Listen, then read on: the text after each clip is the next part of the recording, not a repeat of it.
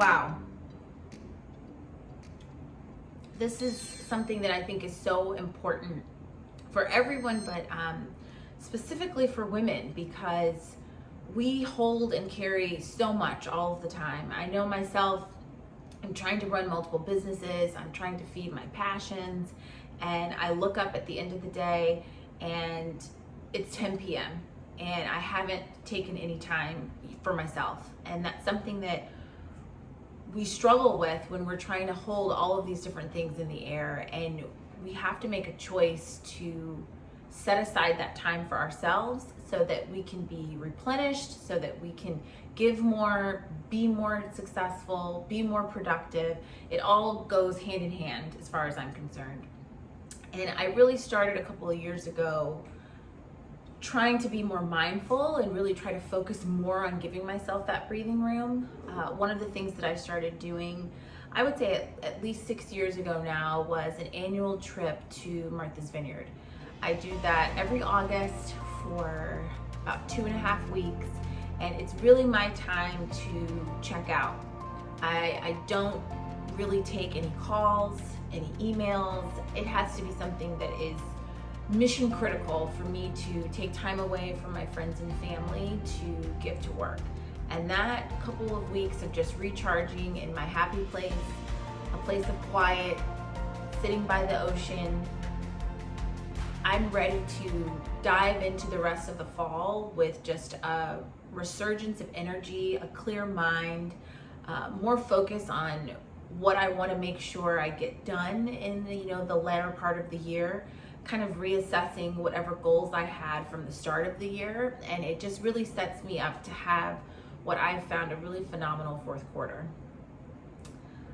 Another thing I've noticed as I work more in a surface-based industry where I'm dealing with clients and kind of always playing in tune with whatever their needs are and what their schedule is and whatever their timeline is, I really love the empowerment that I felt when I was able to say to my clients, you know what, that's great, that's what you want to kind of work on, that's your timeline, or this is what you're looking at, but these 2 weeks in August, I'm offline. So that's something that we can talk about when I'm back. That's something that we can talk about beforehand if you really want to lock that in and make sure that it's something that works through your pipeline. It really gave me kind of a sense of control that I was able to set those boundaries with my clients and with myself to make sure that I was giving myself the mental rest and peace that it deserved. And when I talk about boundaries, it's such a tricky fine line that I think that we all cross. And I know that so many of us are concerned or hesitant to say no, or wondering what someone might think if we are not as responsive as we feel that we should be. And a lot of times that's just a projection. A lot of times that's not even something that the person that you're working with or whoever that you're engaging with is even expecting of you. It's something that we're kind of putting on ourselves. And so when you set out that you want to set those boundaries for yourself and hold yourself accountable to them, I've just found that it's benefited me in so many different avenues, of my life.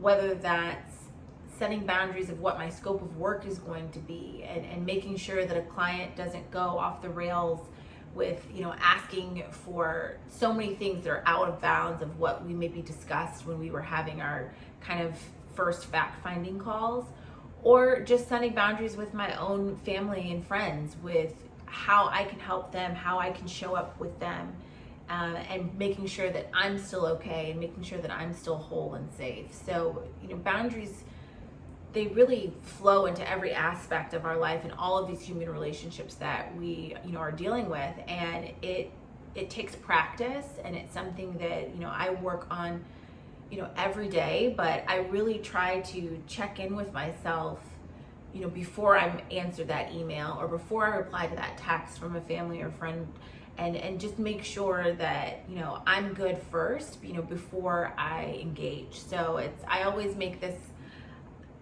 statement that we hear all of the time when we are flying of put your oxygen mask on first before you help the next person, and that's really what I kind of take into, every encounter that I, have in life. And it's some people might view that as like a selfish stance to be at, or how you're moving through.